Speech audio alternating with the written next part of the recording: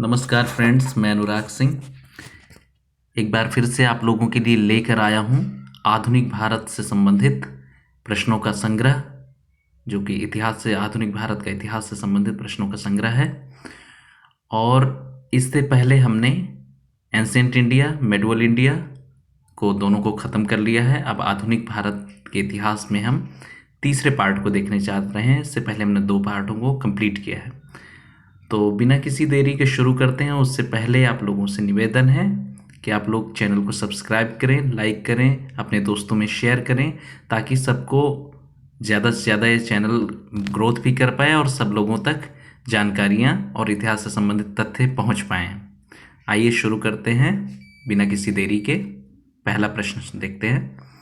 पहला प्रश्न है, प्रार्थना समाज की स्थापना निम्नलिखित में से किसने की थी? रामकृष्ण परमहंस, स्वामी विवेकानंद, आत्माराम पांडुरंग या दयानंद सरस्वती जी? तो इस प्रश्न का आप लोग उत्तर अच्छे से जानते हो। नहीं जानते हो तो आज से जान जाएंगे। सी अर्थात आत्माराम पांडुरंग जी ने प्रार्थना समाज की स्थापना की थी। ठीक है। 1867 ईस्वी में केशव चंद्र सेन की प्रेरणा से बम्बई में प्रार्थना समाज की स्थापना हुई। तो ये एक तथ्य और है याद रखने वाला कि प्रार्थना समाज की स्थापना कहाँ हुई? बम्बई में हुई। इसके प्रमुख संस्थापक आत्माराम पांडुरंग जी थे एवं महादेव गोविंद रानाडे भी सहयोगी थे। तो प्रार्थना समाज का मुख्य जो उद्देश्य क्या था इसका आइए देखते हैं।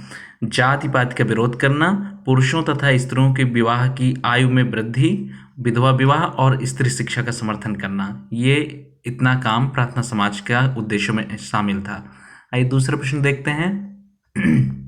राजा राम मोहन राय ने किस के विरुद्ध एक ऐतिहासिक आंदोलन का नेतृत्व किया था? राजा राम मोहन राय ने नीचे दिए गए किस किस चीज़ों के विरुद्ध या किस एक चीज़ के विरुद्ध उन्होंने ऐतिहासिक आंदोलन शुरू किया? जाति प्रथा के विरोध में, या सती प्रथा के विरोध में, या समाज में महिलाओं की अपमानजनक स्थिति के विरोध में, या भारत के धार्मिक अनुष्ठानों का पालन के विरोध में? इस प्रश्न को आप लोग बहुत पहले से जानते हो, लेकिन दूसरे स्वरूप में जानते हो। आज इसका स्वरूप बदला हुआ है बस। तो इसका उत्तर हो जाएगा बी अर्थात सती प्रथा के विरोध में। सती प्रथा के विरोध में राजा राम मोहन राय जी ने बहुत काम किया।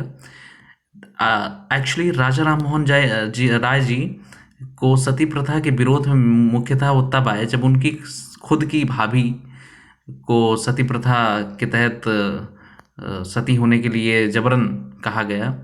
तो इससे उन्होंने प्रेरित होकर और इसके विरोध में आके सती प्रथा का उन्होंने विरोध किया, और उनके ही विरोध और समर्थन से लॉर्ड विलियम बेंटिक ने 1829 ईस्वी में इस सती प्रथा के खिलाफ एक अधिनियम बिल लाए और इसको समाप्त कर दिया। अगला प्रश्न देखते हैं। निम्नलिखित आयोगों में से किसने सबसे पहले भारत में प्राथमिक एवं माध्यमिक शिक्षा पर ध्यान दिया? यानी प्राथमिक और माध्यमिक शिक्षा जो थी भारत में, उस पर किस आयोग ने ध्यान दिया? मैकाले आयोग ने, चार्ल्स वुड आयोग ने, हंटर आयोग ने, या बेंटिक आयोग ने? आपको इस प्रश्न को ध्यान से पढ़ना चाहिए और तभी आपको ये समझ आएगा कि ये इसका उत्तर हो जाएगा बी अर्थात चार्ल्स वुड ने। सर्वप्रथम चार्ल्स वुड आयोग ने प्राथमिक एवं माध्यमिक शिक्षा पर ध्यान दिया। इस आयोग ने सुझाव दिया था कि ग्राम स्तर पर देसी भाषा यानी मातृभाषा में के माध्यम से अध्ययन के लिए प्राथमिक पाठशालाएं स्थापित की जाएं। उनसे ऊपर जिला स्तर पर एंग्लो वर्नाकुलर हाई स्कूल एवं संबंधित कॉलेज खोले जाएं। वर्नाकुलर मीन्स होता है दोनों भाषाओं में, यानी अंग्रेजी में भी और स्थानीय भाषा में भी। तो इस प्रश्न का उत्तर हो जाएगा बी अर्थात चार्ल्स वुड का जो आयोग था वो माध्यमिक और प्राथमिक शिक्षा पर ध्यान देता है। अगला चौथा प्रश्न है कि सर्वोदय की अवधारणा महात्मा गांधी जी ने किससे प्राप्त की थी? जॉन रस्किन से, मार्क टूली से, जेम्स प्रथम से, या ब्लूमबर्ग जूनियर से? इस प्रश्न का उत्तर ए हो जाएगा, जॉन रस्किन से उन्होंने प्राप्त की थी। जॉन रस्किन की एक बहुत प्रसिद्ध किताब है अनटू दिस लॉस्ट करके, अनटू दिस लास्ट करके उनकी पुस्तक थी। उसमें सर्वोदय की अवधारणा वहाँ से गांधी जी ने प्राप्त की थी, यानी गांधी जी ने वहाँ से और सर्वोदय की अवधारणा को लिया था। सर्वोदय का अर्थ समझ लीजिए, सर्वोदय मीन्स होता है सबका उदय, यानी अंतिम व्यक्ति जो है वो भी, उसका भी उत्थान हो और वो भी अपने लक्ष्यों को प्राप्त करने में सफल हो सके, अपने जीवन को सार्थक बना सके। पांचवा प्रश्न है, 19वीं शताब्दी में सबसे पहले शुरू किया जाने वाला सुधार आंदोलन निम्नलिखित में से कौन सा था? 19वीं शताब्दी में सबसे पहले कौन सा सुधार आंदोलन शुरू किया गया? प्रार्थना समाज, ब्रह्म समाज, आर्य समाज या रामकृष्ण मिशन? तो इस प्रश्न का उत्तर हो जाएगा बी, अर्थात ब्रह्म समाज। ब्रह्म समाज की स्थापना किसने की? राजा राम मोहन राय जी ने। ठीक है। आर्य समाज की स्थापना दयानंद सरस्वती जी ने। और प्रार्थना समाज अभी हमने पहला ही प्रश्न देखा, आत्माराम पांडुरंग और राणा जी ने। और डी जो है, रामकृष्ण मिशन की स्थापना किसने की? आप लोगों को पता है, स्वामी विवेकानंद जी ने। छठा प्रश्न देखते हैं, सत्य शोधक समाज के संस्थापक महाराष्ट्र में कौन थे? सत्य शोधक समाज के संस्थापक महाराष्ट्र में कौन थे? डॉक्टर भीमराव अम्बेडकर जी, डॉक्टर आत्माराम पांडुरंग जी, गोपाल बाबा वाला साहब या फिर ज्योतिबा फूले जी? तो इस प्रश्न का उत्तर डी, सभी जानते हैं कि ज्योतिबा फूले जी ने सत्य शोधक समाज की स्थापना की थी। अगला प्रश्न देखते हैं। अच्छा, एक चीज़ मैं और बता दूं सत्य शोधक समाज के बारे में। सत्य शोधक समाज का उद्देश्य था जाति प्रथा का विरोध करना और मानवाधिकारों पर ध्यान देना, मानवाधिकारों पर जोर देना। सातवां प्रश्न है, औपनिवेशिक भारत में भारतीय विधवाओं के लिए शारदा सदन स्कूल की स्थापना किसने की थी? कौन सा स्कूल था? स्कूल का नाम है शारदा सदन स्कूल। इसकी स्थापना किसने की थी? सरोजिनी नायडू ने, पंडिता रमाबाई ने, दयानंद सरस्वती जी ने या महादेव गोविंद रानडे जी ने? इस प्रश्न का जो उत्तर हो जाएगा वो हो जाएगा बी, अर्थात पंडिता रमाबाई ने मुंबई में शारदा सदन स्कूल की स्थापना की थी। इसका स्थापना 1889 ईस्वी में की गई थी और ये भारतीय जो विधवा महिलाएं थे उनको उनके पढ़ने के लिए ये स्कूल खोला गया था। अगला प्रश्न देखते हैं, सरोजिनी नायडू को नाइटिंगेल ऑफ इंडिया का खिताब किसने दिया था? यानी भारत की नाइटिंगेल उन्होंने कितने कहा? महात्मा गांधी जी ने, जवाहरलाल नेहरू जी ने, सुभाष चंद्र बोस जी ने या जेबी कृपलानी जी ने? इस प्रश्न का उत्तर आपको पता हो जाएगा आज के बाद। ए, महात्मा गांधी जी ने सरोजिनी नायडू को नाइटिंगेल ऑफ इंडिया कहा। अगला प्रश्न देखते हैं, इंकलाब जिंदाबाद का नारा किसने दिया था? भगत सिंह जी ने, सुखदेव जी ने, राजगुरु जी ने या चंद्रशेखर आज़ाद? ये सारे के सारे नाम जो लिखे हुए हैं ये सारे क्रांतिकारी हमारे महापुरुष थे, क्रांतिकारी वीर थे। इन्होंने, इनमें से इंकलाब जिंदाबाद का नारा भगत सिंह जी ने दिया था। इंकलाब जिंदाबाद का मतलब होता है कि परिवर्तन, इंकलाब मीन्स परिवर्तन या नई सोच, जिंदाबाद मीन्स हमेशा जीती रहे, यानी परिवर्तन जो है अमर रहे। ठीक है। 10वां प्रश्न देखते हैं, राष्ट्रीय गीत वंदे मातरम, हमारा राष्ट्रीय गीत वंदे मातरम है ना, वंदे मातरम मलयाज शीतलम सस्य श्यामलम मातरम, किस पुस्तक से लिया गया है? आनंद मठ से, गीतांजलि से, अभिज्ञान शाकुंतलम से या दिव्या से? तो वंदे मातरम जो राष्ट्रीय गीत है हमारा वो आनंद मठ नामक पुस्तक से लिया गया है। आनंद मठ बंकिम चंद्र चटर्जी की पुस्तक है और इसके अलावा जो है गीतांजलि जो पुस्तक है वो है रविन्द्रनाथ टैगोर जी की। अभिज्ञान शाकुंतलम जो पुस्तक है वो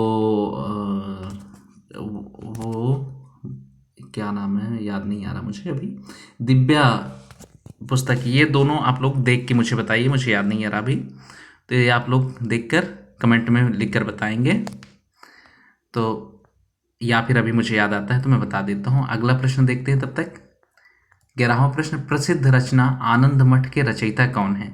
आनंद मठ पुस्तक के रचयिता कौन है? अभी मैंने जस्ट ऊपर वाले प्रश्न में बताया, यदि आपको याद हो तो बताइए इस प्रश्न को। बंकिम चंद्र चटर्जी, भूपेंद्र नाथ दत्त साहब, राजा रवि वर्मा जी या व्योमेश चंद्र बनर्जी? इस प्रश्न का उत्तर हो जाएगा ए, अर्थात बंकिम चंद्र चटर्जी ने आनंद मठ नामक पुस्तक लिखी थी।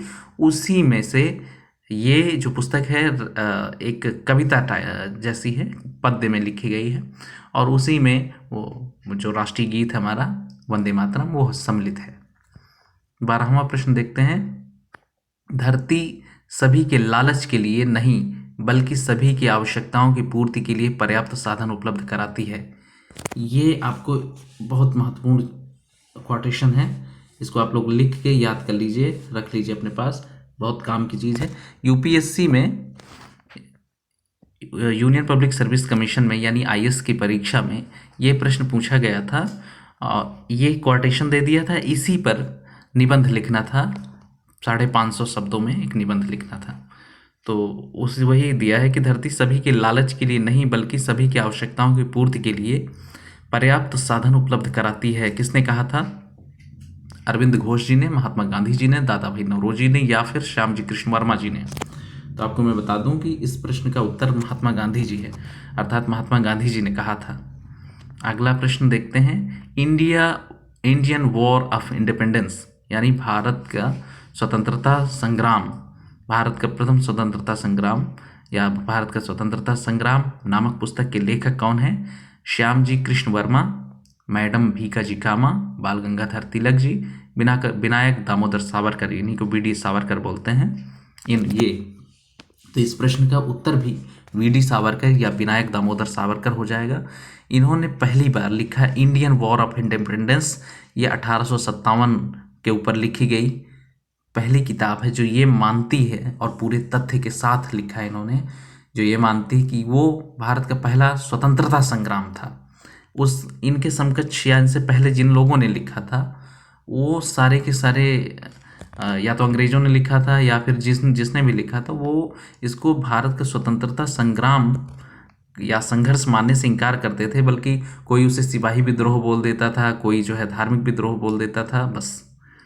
और इसमें श्यामजी कृष्ण वर्मा जी का नाम आया है, तो ये इन्होंने लंदन में इंडियन हाउस की स्थापना की थी। मैडम भीकाजी कामा जी का नाम आता है, तो इन्होंने भारत के झंडे को सबसे पहले विदेश में फहराने का काम मैडम भीकाजी कामा ने किया था। स्टुटगार्ड में, जर्मनी में है वो जगह, स्टुटगार्ड जर्मनी में, ठीक है। कौन सी जगह? स्टुटगार्ड, स्टुटगार्ड, ठीक है, स्टुटगार्ड जर्मनी में। और विनायक बाल गंगाधर तिलक जी हैं, इन्होंने, इनका योगदान अतुलनीय है इनका योगदान भारतीय इतिहास में। इन्होंने गीता रहस्य नामक पुस्तक लिखी है बाल गंगाधर तिलक जी ने, उसको कभी समय मिले तो पढ़िए। विनायक दामोदर सावरकर का योगदान भारतीय इतिहास में अतुलनीय है, ये भी इन्होंने अपना सारा जीवन भारत के इतिहास में खपा दिया। इनको मांडले जेल, जो कि वर्तमान म्यांमार बर्मा में है, वर्तमान जो पहले बर्मा था अभी म्यांमार बोला जाता है जिसे, उसमें मांडले जेल थी, वहाँ इनको पूरे जीवन भर की कारावास दी गई थी। इनसे वहाँ बैल की जगह इनको जो लगा के तेल निकालने का काम किया जा करते थे, इनसे बहुत प्रताड़ना दी अंग्रेजों ने इन्हें। 14वां प्रश्न आइए देखते हैं। स्वाद का वास्तविक स्थान जिह्वा नहीं बल्कि मन है। उपयुक्त कथन किसका है? अरविंद घोष जी का, महात्मा गांधी जी का, स्वामी विवेकानंद जी का, या स्वामी दयानंद सरस्वती जी का? तो ये प्रश्न, इस प्रश्न का जो उत्तर हो जाएगा वो हो जाएगा बी, अर्थात महात्मा गांधी जी। इस प्रश्न का उत्तर हो जाएगा बी, अर्थात महात्मा गांधी जी ने कहा था कि जो स्वाद है उसका वास्तविक जो स्थान है वो जिह्वा नहीं बल्कि मन है, यानी मन खुश होना चाहिए। मन खुश होगा तो आपको स्वाद हर चीज़ का अच्छा लगेगा। और ये थोड़ा दार्शनिक चीज़ें हैं, ये सामान्य खाने और पीने से संबंधित नहीं थी। अगला प्रश्न देखते हैं। 15वां प्रश्न है, सत्य परम तत्व है और वह ईश्वर है। यह कथन किसने दिया? सत्य परम तत्व है और वह ईश्वर है, यानी सत्य ही सब कुछ है। सत्य बोलोगे, सत्य सुनोगे, सत्य करोगे, यानी मनसा वाचा कर्मणा, तीनों में सत्य का पालन करोगे, यदि मन से, कर्म से और वाणी से, तीनों से सत्य का पालन करोगे तो आपको चरम आनंद मिलेगा। आपको जीवन में आपके जीने के का सलीका बदल जाएगा, सोचने का तरीका बदल जाएगा। आइए देखते हैं इसका उत्तर। कौटिल्य किसने कहा था ये वाक्य कि सत्य परम तत्व है और वह ईश्वर है? ये कहा था महात्मा गांधी जी ने। ये भी महात्मा गांधी जी का ही वाक्य है। अगला प्रश्न देखते हैं, 16वां प्रश्न। निम्नलिखित में से भारत का विश्वमार्ग, गलत लिख गया यहाँ पे, ये होना चाहिए विस्मार्क, विस्मार्क, विस्मार्क, ठीक है। लिखा है कि भारत का बिस्मार्क किसे कहा जाता है? वल्लभ भाई पटेल को, सुभाष चंद्र बोस को, भगत सिंह को या बाल गंगाधर तिलक को? दरअसल मैं आपको पहले बिस्मार्क के बारे में बता दूं, तब इस प्रश्न का उत्तर आप खुद ही दे लेंगे। बिस्मार्क जर्मनी में एक व्यक्ति थे। उन्होंने पूरी जर्मनी को, अलग अलग टुकड़ों में बटी जर्मनी को एक किया था। तो उन्हीं के नाम पे उनको जर्मनी के एकीकरणकर्ता माना जाता है। यानी जर्मनी को एक करने का काम बिस्मार्क ने किया। तो आप इस प्रश्न का अपने आप उत्तर दे लेंगे, मुझे पता है। अब मैं आपसे इस प्रश्न का दूसरे तरीके से प्रश्न का उत्तर पाना चाहता हूँ कि भारत को एक करने का काम किसने किया? भारत की आज़ादी के बाद भारत को एक करने का काम किसने किया? निश्चित तौर पे वल्लभ भाई पटेल जी ने किया, जिन्होंने 565 रियासतों को एक किया और आज के भारत का स्वरूप दिया। तो इस प्रश्न का उत्तर ए, वल्लभ भाई पटेल। भारत का बिस्मार्क वल्लभ भाई पटेल। अगला, इस याद रखने का तरीका भी बिस्मार्क वल्लभ भाई पटेल, बिस्मार्क वल्लभ, ठीक है। 17वां प्रश्न है, राष्ट्रीय आंदोलन के समय किसे भारत का वयोवृद्ध पुरुष या grand old man of India कहा जाता था? यानी भारत के grand man, old man of India कौन है? महात्मा गांधी, मदन मोहन मालवीय, बिपिन चंद्र पाल या दादा भाई नौरोजी? दादा भाई नौरोजी इसका उत्तर हो जाएगा, डी अर्थात दादा भाई नौरोजी। मैंने क्या किया है कि कुछ प्रश्नों में दो तीन इंफॉर्मेशन को एक कर दिया है कलेक्ट करके, ताकि आपको एक ही प्रश्न में वो 2-3 प्रश्न मिल जाए, इधर उधर ना भटकना पड़े, नहीं प्रश्नों का सीरीज बहुत ज़्यादा हो जाती। इसलिए मैंने देखो ये 18वां प्रश्न आप ध्यान से देखिए, इसमें 2 प्रश्नों को मैंने एक कर दिया है। रहनुमाई मजदा यासन सभा तथा ईस्ट इंडिया एसोसिएशन की स्थापना का श्रेय किसे जाता है? यानी इन दोनों संगठनों की स्थापना किसने की थी? मजदा यासन सभा और ईस्ट इंडिया एसोसिएशन दादा भाई नौरोजी जी ने, बंकिम चंद्र चटर्जी, मदन मोहन मालवीय, गोपाल कृष्ण गोखले। तो इस प्रश्न का उत्तर हो जाएगा ए, दादा भाई नौरोजी ने। चूंकि दादा भाई नौरोजी पारसी थे, तो इन्होंने पारसियों से संबंधित एक संगठन बना दिया, एक संस्था बनाई, रहनुमाई मजदा यासन सभा। और एक, चूंकि ये इनका अधिकतर समय ब्रिटेन में बीता, ब्रिटेन में ये रहते थे, तो इन्होंने ईस्ट इंडिया एसोसिएशन की स्थापना की वहाँ। अगला प्रश्न देखते हैं, 19वां। इसमें भी मैंने शायद 2 प्रश्नों को इसमें भी रख दिया है मैंने, 2 प्रश्नों को एक करके, ताकि आपको याद करने में भी आसानी हो, और याद करने के अलावा आपको उनके सारे कामों का एक ही प्रश्न में 2-3 काम, उनके किसी के भी, जो भी इसका उत्तर होगा उसके काम एक साथ मिल जाए। किसने poverty and un British rule in India नामक पुस्तक में धन के निष्कासन यानी ड्रेन ऑफ वेल्थ, धन के निष्कासन को बोलते हैं ड्रेन ऑफ वेल्थ, का सिद्धांत दिया तथा भारत में सर्वप्रथम राष्ट्रीय आय की गणना की? देखिए मैंने 3 प्रश्नों को यहाँ पे एक किया है।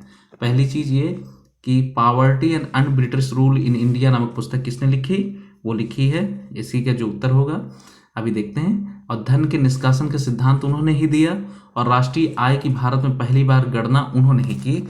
और इस प्रश्न का उत्तर, ये सारा काम करने का श्रेय दादा भाई नौरोजी को जाता है, जो भारत के एक महान विद्वान व्यक्ति थे और भारत को आगे ले जाने में इनका काफ़ी योगदान था। गांधी जी से पहले के समझ लीजिए गांधी ही थे। इस प्रश्न का उत्तर ए अर्थात दादा भाई नौरोजी हो जाएगा। अगला 20वां प्रश्न देखते हैं। ब्रिटेन के हाउस ऑफ कॉमन्स में चुने जाने वाले प्रथम भारतीय दादा भाई नौरोजी किस दल के उम्मीदवार थे? तो आपको मैं पहले तो एक चीज़ बता दूं, ब्रिटेन जैसे अपने यहाँ संसद है, वहाँ संसद में अपने यहाँ 2 चीज़ें हैं, राज्यसभा और लोकसभा। तो लोकसभा सामान्य जनता उसमें चुन के जाती है, वैसे ही ब्रिटेन में है हाउस ऑफ कॉमन्स, वहाँ सामान्य जनता चुन के जाती है, उसको बोलते हैं हाउस ऑफ कॉमन्स। और दूसरा है Lord, House of Lords. Lords में क्या होता है कि वहाँ जैसे अपने यहाँ राज्यसभा में कुछ विशेष लोग ही जाते हैं, वैसे ही वहाँ हाउस ऑफ लॉर्ड्स में जाते हैं। तो हाउस ऑफ कॉमन्स में चुने जाने वाले प्रथम भारतीय दादा भाई नौरोजी किस दल से चुने गए थे? तो ये उदारवादी दल था, कंजर्वेटिव दल था, या फिर समाजवादी दल, या प्रजातांत्रिक दल? तो इस प्रश्न का आप उत्तर याद रखेंगे अच्छे से, उदारवादी दल था। क्यों? क्योंकि ये प्रश्न बीपीएससी जब मैंने दिया है पिछले बार का बीपीएससी, उसमें इस प्रश्न को पूछा गया था। मैंने दिया था बिहार पीसीएस का पेपर, उसमें इस प्रश्न को पूछा गया था। तो आपको याद रखना है कि ब्रिटेन हाउस ऑफ कॉमन्स में प्रथम भारतीय जो चुने गए वो कौन थे? दादा भाई नौरोजी थे। और किस दल से चुने गए? तो उदारवादी दल से। अगला प्रश्न देखते हैं। गांधी को माना जाता है, क्या माना जाता है गांधी जी को? दार्शनिक अराजकतावादी, मूल अराजकतावादी, मार्क्सवादी या फेबियनवादी? तो गांधी जी मार्क्सवादी नहीं थे निश्चित, तो ये कट गया, सी इसका उत्तर नहीं होगा। मूल अराजकतावादी भी नहीं थे, फेबियनवादी भी नहीं थे, इसका उत्तर हो जाएगा ए, दार्शनिक अराजकतावादी। इसलिए दार्शनिक अराजकतावादी क्योंकि गांधी जी अपने दर्शन में राज्य को महत्व नहीं देते, वो राज्य विहीन समाज की कल्पना करते हैं, इसलिए दार्शनिक अराजकतावादी उन्हें माना जाता है। वो कहते हैं कि जो विकास हो लोगों का वो अंदर से आए, मतलब लोगों के अंदर हो, और वो अपने दर्शन में किसी प्रकार के राज्य को मान्यता नहीं देते। तो इस प्रश्न का उत्तर हो जाएगा ए, दार्शनिक अराजकतावादी। ये प्रश्न भी बिहार पीसीएस में पूछा जा चुका है। अगला प्रश्न 22वां प्रश्न है। आप ये मत समझिएगा कि मैंने इन प्रश्नों को कहा कि बिहार पीसीएस में पूछा गया है तो ये केवल बिहार पीसीएस में पूछेंगे। मैं आपको एक डे वो बता देता हूँ कि ये और कहाँ पूछे गए हैं। जस्ट 1 मिनट का समय दीजिए मुझे, मैं बता रहा हूँ आपको ये कहाँ और कहाँ पूछे गए हैं। ये प्रश्न और पूछा गया है, हाँ, ये प्रश्न एसएससी संयुक्त हायर सेकेंडरी 10+2 स्तर में 2012 में पूछा गया है। आप लोग देख लीजिएगा इसको, एसएससी 2012 में पूछा गया प्रश्न है। अगला 22वां प्रश्न देखते हैं। महात्मा गांधी को अर्धनग्न फकीर किसने कहा था? किसने कहा था? Winston Churchill, Lord Mountbatten, Lord Wavell या लिनलिथगो? तो इनमें आंसर जो हो जाएगा वो हो जाएगा ए, अर्थात विंस्टन चर्चिल। लेकिन मैं आपको थोड़ा डिटेल में बता दूं कि विंस्टन चर्चिल द्वितीय विश्व युद्ध के समय ब्रिटेन के प्रधानमंत्री थे, पीएम थे, और नीचे के तीनों लॉर्ड माउंटबेटन हों, लॉर्ड बेवेल हों, लिनलिथगो हों, ये भारत के वायसराय थे। ठीक है, तो अगला प्रश्न अब देखते हैं। 23वां प्रश्न। जब महात्मा गांधी की हत्या हुई थी तब किसने कहा था कि कोई विश्वास नहीं करेगा कि ऐसा शरीर और आत्मा वाला कोई आदमी इस धरती पर चला था? यानी कि उनके पास मतलब हड्डियां तो थी लेकिन उनके पास मांस नहीं था तनिक भी। तो वही सब देखते हुए ये कहते हैं, अल्बर्ट आइंस्टीन नाम के जो एक महान वैज्ञानिक हैं, उन्होंने इस बात को कहा था कि आने वाली पीढ़ियां विश्वास नहीं करेंगी कि कोई हाड़ मांस का इस प्रकार का व्यक्ति धरती पर कभी विचरण करता था, धरती पर कभी रहता था। तो इस प्रश्न का उत्तर सी, अर्थात अल्बर्ट आइंस्टीन हो जाएगा। ठीक है, अगला प्रश्न हम देखते हैं 24वां। वेदों की ओर लौटो का नारा किसने दिया है? बहुत महत्वपूर्ण नारा है और अधिकतर एग्जामों में पूछ ही लेता है कि वेदों की ओर लौटो। और इस प्रश्न का उत्तर बता देता हूं पहले, फिर हम बात करते हैं आगे। स्वामी विवेकानंद, स्वामी दयानंद सरस्वती जी, अरविंद घोष या लाला लाजपत राय? तो इस प्रश्न का उत्तर बी, अर्थात स्वामी दयानंद सरस्वती हो जाएगा। स्वामी दयानंद सरस्वती सनातन हिंदू धर्म के काफ़ी बहुत बड़े विद्वान माने जाते हैं और उन्होंने वेदों की सत्ता को माना है और वेदों की सत्ता पर विश्वास करते थे। साथ ही वैदिक काल को उन्होंने अपने चिंतन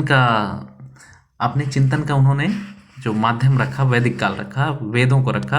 क्यों? क्योंकि वेदों में किसी प्रकार का कोई भेदभाव नहीं है, वेदों में किसी प्रकार की कोई मूर्ति पूजा की बात नहीं है, वेदों में किसी प्रकार का कोई ढोंग नहीं है, इसलिए उन्होंने, और स्त्रियों के साथ किसी प्रकार का भेदभाव नहीं है, किसी अन्य जाति धर्म के साथ किसी प्रकार का भेदभाव, धर्म नहीं कहेंगे, जाति के साथ, क्योंकि धर्म तो हमारा है, हिंदू सनातन धर्म ही था पूरी दुनिया में उस समय, और कोई धर्म था ही नहीं।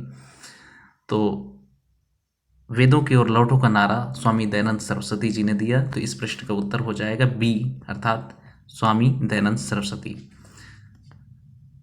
अगला प्रश्न 25वां और अंतिम आज का प्रश्न देख लेते हैं। करो या मरो का नारा गांधी जी ने अपने किस आंदोलन के दौरान दिया था? रॉलेट सत्याग्रह, नमक सत्याग्रह, भारत छोड़ो आंदोलन या असहयोग आंदोलन? तो इस प्रश्न का उत्तर हो जाएगा 1942 ईस्वी का भारत छोड़ो आंदोलन के समय गांधी जी ने अंत में, गांधी जी फुल अहिंसावादी व्यक्ति थे, लेकिन अंत में आके उन्होंने कहा करो या मरो का नारा दे दिया, यानी या तो कर जाओ या फिर खत्म हो जाओ। देखो, भारत छोड़ो आंदोलन 1942 में हुआ, नमक सत्याग्रह 1930 के आसपास हुआ था, 30 के आसपास नहीं, 30 में हुआ था वो। रॉलेट सत्याग्रह 1919 में हुआ था, और असहयोग आंदोलन जो हुआ था 1920-22 में हुआ था, 20 और 22 में, 20-22 के दौरान।